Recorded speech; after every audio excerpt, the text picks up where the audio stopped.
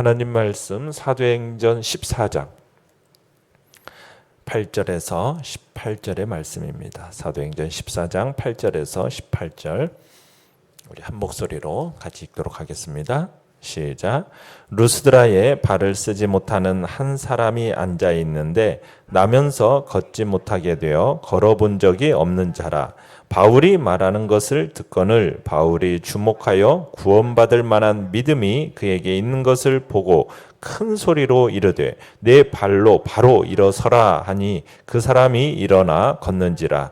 무리가 바울이 한 일을 보고 루가오니아 방언으로 소리질러 이르되 신들이 사람의 형상으로 우리 가운데 내려오셨다 하여 바나바는 제우스라 하고 바울은 그 중에 말하는 자이므로 헤르메스라 하더라. 시외 제우스 신당의 제사장이 소와 화환들을 가지고 대문 앞에 와서 무리와 함께 제사하고자 하니 두 사도 바나바와 바울이 듣고 옷을 찢고 무리 가운데 뛰어들어가서 소리 질러 이르되 여러분이여 어찌하여 이러한 일을 하느냐. 우리도 여러분과 같은 성정을 가진 사람이라. 여러분에게 복음을 전하는 것은 이런 헛된 일을 버리고 천지와 바다와 그 가운데 만물을 지으시고 살아계신 하나님께로 돌아오게 함이라. 하나님이 지나간 세대에는 모든 민족으로 자기들의 길을 가게 방임하셨으나 그러나 자기를 증언하지 아니하신 것이 아니니 곧 여러분에게 하늘로부터 비를 내리시며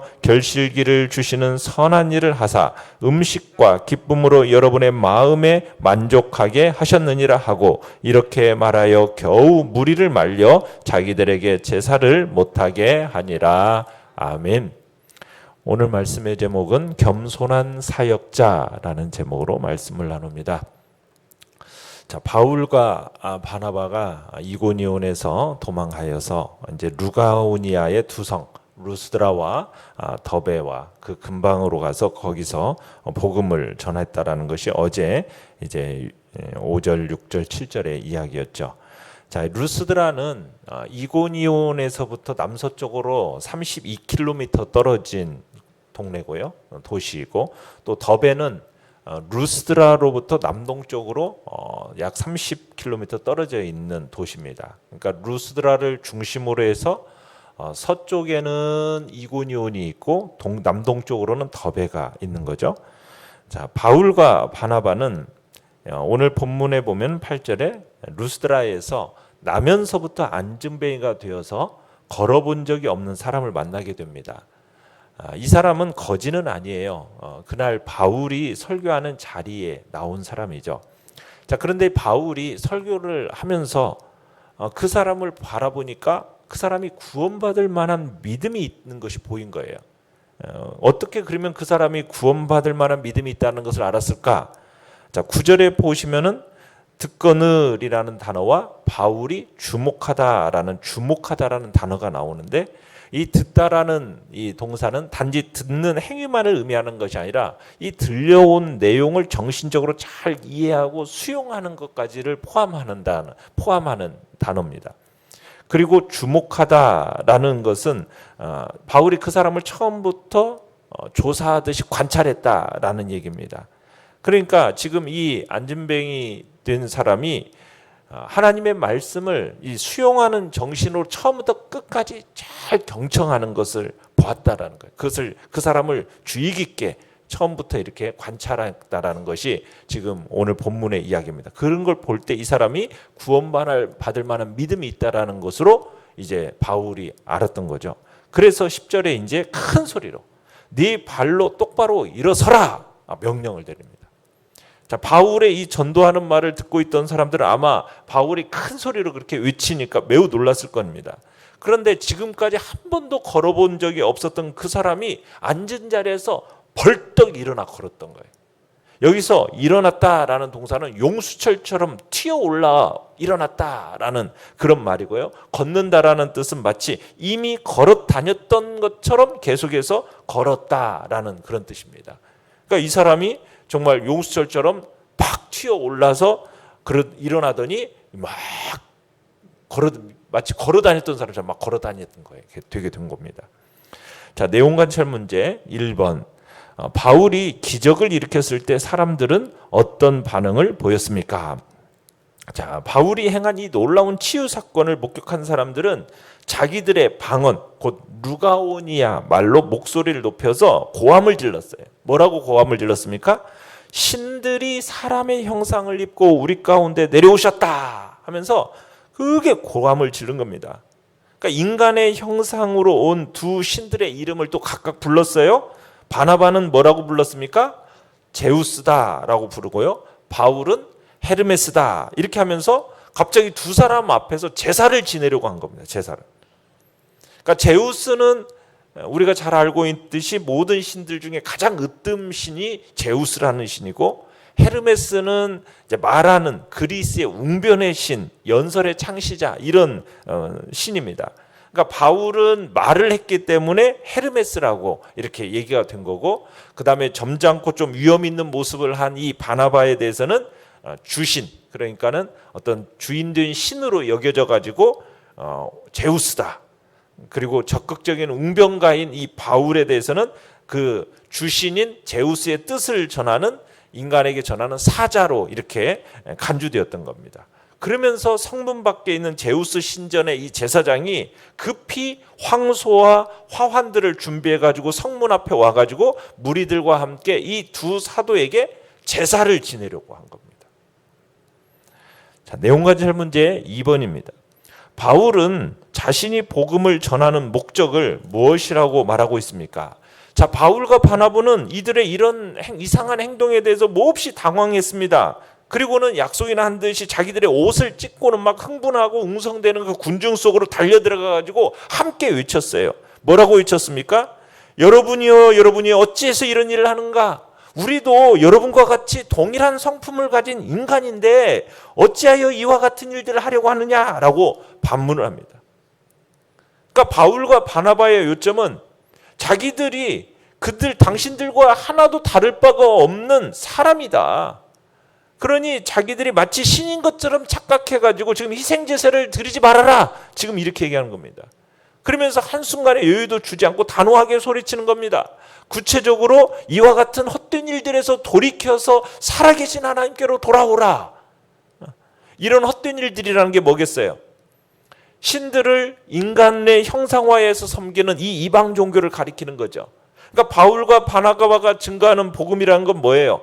그들이 이런 헛된 일들을 버리고 천지와 바다와 그 가운데 만물을 지으시고 살아계신 하나님께로 돌아오게 하기 위해서 지금 이 복음을 전하는 거죠.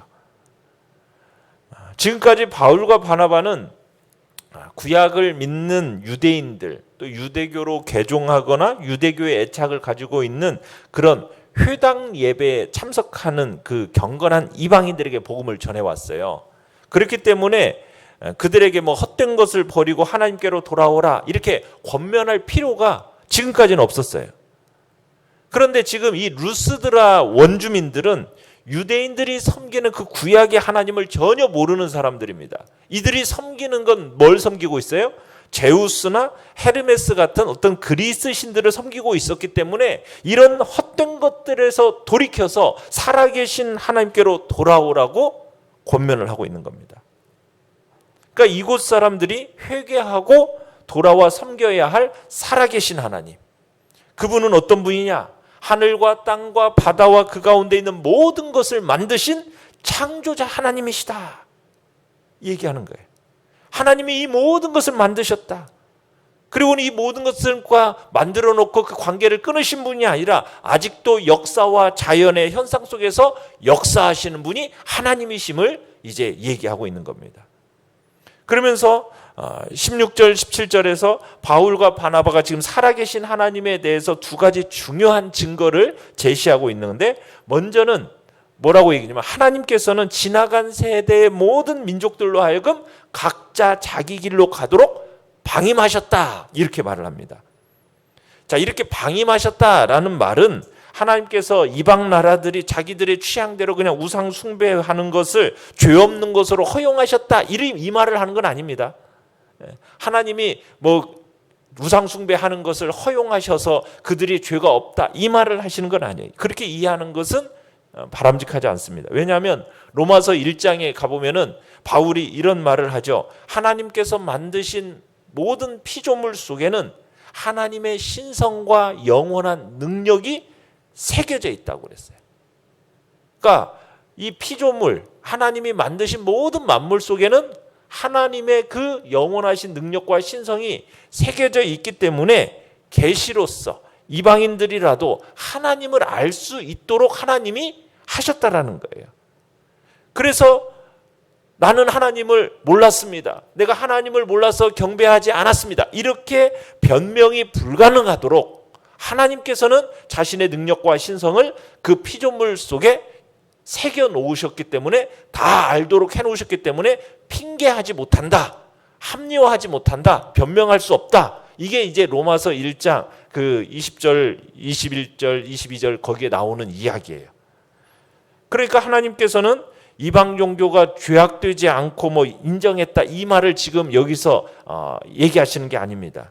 그 우상 숭배는 정죄되어야 하지만 하나님이 여전히 끈질긴 인내로서 참아오셨다라는 것을 지금 여기에서 얘기하고 있는 거죠. 그러니까 방임하셨다라는 얘기를 그냥 허용하셨다. 우상 숭배를 허용하셔서 그냥 그래 해도 죄가 아니다. 이 얘기를 하는 게 아니라 하나님의 그 인내하심, 끈질긴 인내로 그럼에도 불구하고 참아오셨음을 지금 얘기를 하고 있는 겁니다. 자, 살아계신 하나님에 대한 그러면서 17절에 또 다른 중요한 증거로서 뭘 얘기하고 있느냐면 하나님께서 자신에 대한 증거를 열방 나라들 속에 남겨놓았다라는 거예요. 자, 그 남겨놓은 게 뭐냐?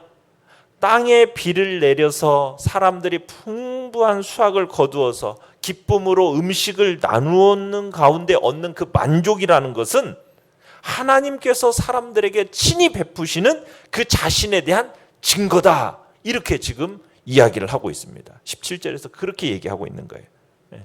그러니까 하나님께서 계속적인 비를 주셔서 각종 식물들이 결실하고 그것을 추수해서 그것을 향유하면서 먹고 마시면서 우리가 만족해하는 이 삶은 창조주 하나님께서 아직도 만물을 붙들고 계시고 인간의 유익을 위해서 그의 선하신 손길로 사랑을 베풀어 주시기 때문에 가능한 것이다 라고 지금 사도 바울이 얘기하고 있는 겁니다. 그러니까 사랑하는 성도 여러분, 우리가 이 땅에서 정말 비를 내려주시고 햇빛을 주셔서 정말 이 땅의 만물들이 결실하고 추수해서 정말 우리가 먹고 마시고 이렇게 하는 이 모든 것들이 다 누구의 손길이라는 겁니까? 하나님의 그 선하신 손길이라는 것을 너희들은 보고 알아야 된다는 거예요. 그러니까 이 세상에 있는 그 모든 만물 속에서의 하나님의 그 선한 손길을 바라볼 수 있는 영적인 눈을 우리는 가져야 되는 거죠.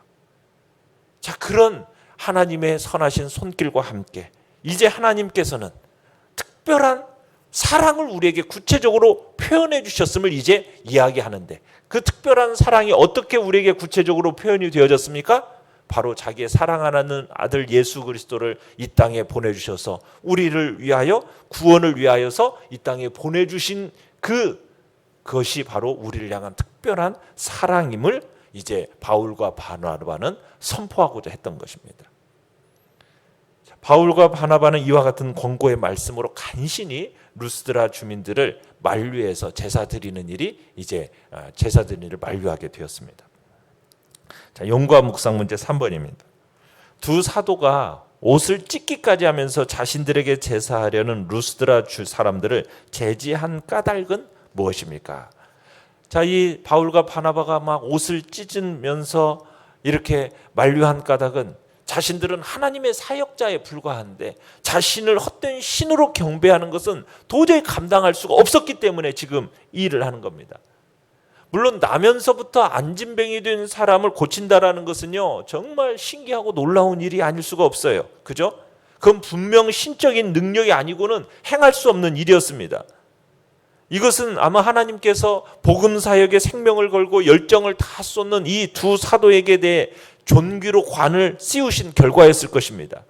그래서 그들은 사람들로부터 칭찬과 존귀를 받기에 지금 충분한 위치에 있었어요. 그럴 만한 일을 한 거예요. 그죠? 예? 나면서부터 안진뱅이 된 사람을 말로 그냥 쫙 일으켜 세운다라는 것이, 이것은 정말 놀라운 일 아닙니까? 그런데 지금 바울과 바나바는 사람들의 이 경배를 단호하게 거부하면서 옷을 찢으면서 우리도 여러분과 같은 성정을 가진 사람이다 라고 얘기하고 있는 거예요. 여러분, 이게 대단히 중요한 말입니다. 대단히 의미심장하게 들어야 할 말이에요. 우리가 누군가에게 은혜를 끼쳤을 때요, 사람들은 어떻게 반응하냐면 정말 몹시 고마워합니다. 그 베푼 은혜를 잊지 못해요. 그리고 그 행한 위대한 일을 막 치하합니다. 그러면 당연히 우리는 어떻게 해야 되는 겁니까? 그렇게 하면 어떻게 해야 돼요? 모든 영광을 어떻게 해야 돼요? 하나님께 마땅히 돌려드려야 되는 거죠. 그리고 우리 자신은 어떻게 해야 돼요? 하나님 앞에 낮춰야 되는 겁니다. 그것이 하나님의 피조물이 된 우리의 마땅한 모습이요, 정말 하나님의 은혜를 입은 자의 마땅한 모습인 거예요. 마땅한 자세예요. 그러니까 루스드라 사람들 앞에서 정말 바울과 바나바가 우리는 너희들과 똑같은 사람이다라는 것을 밝히면서 모든 영광을 하나님께 돌리고 자신을 낮췄다라는 것은 정말 하나님 앞에서 우리가 이러한 태도, 사람의 이러한 올바른 태도가 무엇인지를 가르쳐 준 거죠. 자, 느낀 점 4번. 사람들이 주는 영광을 단호히 뿌리친 두 사도의 모습에서 무엇을 느낍니까? 자, 그러니까 사역자는 어떤 사역의 열매가 탁월할 때 자칫 교만해질 수가 있습니다. 그러나 사람들이 그 주는 영광을 어떻게 해야 돼요? 단호하게 뿌리쳐야 되는 거예요. 그러니까 이런 바울과 바나바의 이 모습 속에서 사역이라는 것은 하나님께서 이루는 것이고 자신은 단지 하나님이 사용하시는 도구에 불과하다라는 것을 인정하는 이 겸손함이 느껴지는 겁니다. 우리는 하나님이 우리를 존귀케 하면 존귀케 하실수록 더욱 하나님 앞에서 낮아져야 한다라는 것을 우리는 깨닫게 되는 거예요. 그런데 대개의 사람들이 하나님이 존귀하게 해주시면 어떻게 하는 경향이 있습니까? 우쭐하는 경향이 있어요. 마치 자기가 잘난 듯이 착각하는 그런 모습을 보일 때가 있습니다. 막 사람들이 마치 이제 축혀 세워서 당신이 있어서 막 그러면서 정말 당신 대단해요. 막 이런 식으로 축혀 세우면은 우쭐하면서 그 칭찬을 마치 자기가 다 받아들이고 용인하면서 넘어가려고 해요. 자기에 대한 칭찬을 은근히 또 부추기기도 합니다. 내가 하니까 그런 거야. 마치 하면서 막 부추기는 경향이 있어요. 여러분, 왜 이단들이 생겨난지 아십니까? 왜 이단이 생겨났겠어요? 원래 하나님께서 그 사람을 존귀하게 만들어 주셨는데 그 존귀했던 그 사람들이 갑자기 졸지에 이단자로 변하고 전락하는 경향들이 있어요. 왜요? 자기에게 주신 하나님의 그 은혜가 마치 자기에게서부터 나가는 것처럼 자신이 인간임을 깨닫지 못하는 어리석은 자리에 떨어졌기 때문에 이단자들로 다 낙인 찍혀지고 무너지는 일들, 망하는 일들이 생겨나는 겁니다.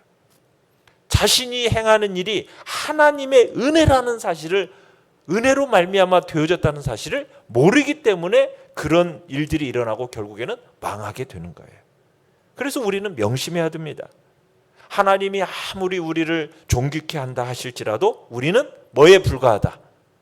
인간에 불과하다라는 것을 잊지 말아야 됩니다.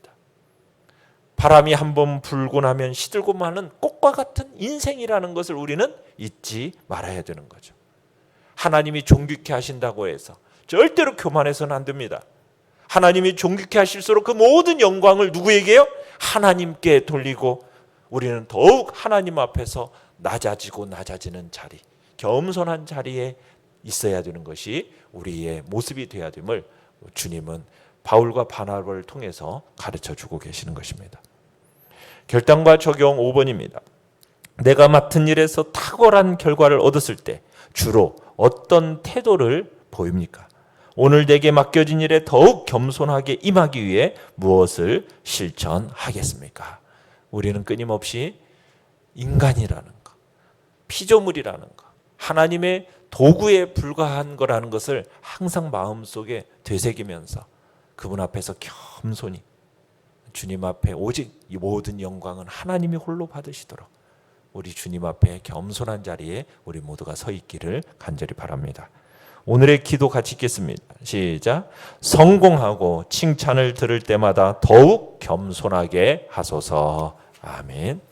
말씀을 생각하면서 기도하시고 연약한 우리 지체들을 위해서 기도해 주시며 이 코로나 시대 속에서 전염병으로부터 지켜보호해 주시고 주님의 교회를 또 사랑하는 마음으로 주의 백성들이 나와 하나님 앞에 예배드림을 소중하게 여기고 이제 2021년 마지막 주 은혜 가운데 잘 정리하고 또 2022년 새로운 한 해를 풍성함으로 또 맞이할 수 있도록 다가오는 송구영신 예배와 또 신년 예배를 놓고 기도해 주시기 바랍니다. 주여